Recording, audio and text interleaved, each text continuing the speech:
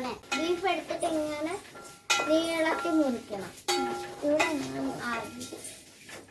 അപ്പൊ നമ്മുടെ ഈ ബീഫ് ഇതേമാതിരി കട്ട് ചെയ്യണം. ഇങ്ങനെ നീളത്തിൽ കട്ട് ചെയ്യണം. അപ്പൊ നമ്മളെ ഇപ്പൊ മസാല തയ്യാറാക്കുകയാണ്. നമ്മളിപ്പോ എടുത്തിരിക്കുന്ന ആവശ്യത്തിന് മുളക് പൊടിയും ഉപ്പ്, മഞ്ഞൾപ്പൊടി, ഗരം മസാല ഇതൊക്കെ ഇട്ടിട്ട് കോൺഫ്ലവർ ഇട്ട് ഇളക്കണം.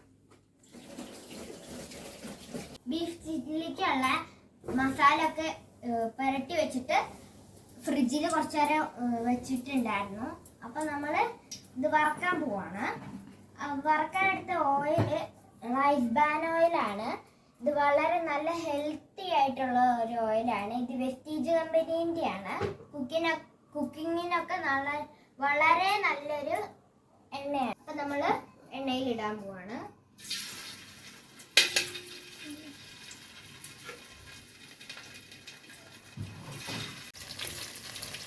അപ്പൊ നമ്മള് എണ്ണ നിറയ്ക്കാതിരിക്കാൻ നമ്മൾ ഈ മെത്തേഡാണ് ഉപയോഗിക്കുന്നത്. കുട്ടികളാണ് ഉണ്ടാക്കുകയാണെങ്കിൽ ഇങ്ങനെയൊക്കെ മെത്തേഡ് ഉപയോഗിക്കാം കേട്ടോ. അപ്പൊ നമ്മളിത് കോരി എടുക്കുകയാണ്.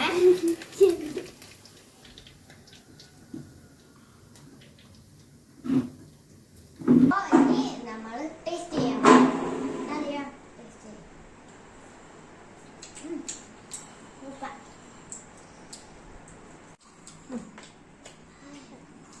ചായ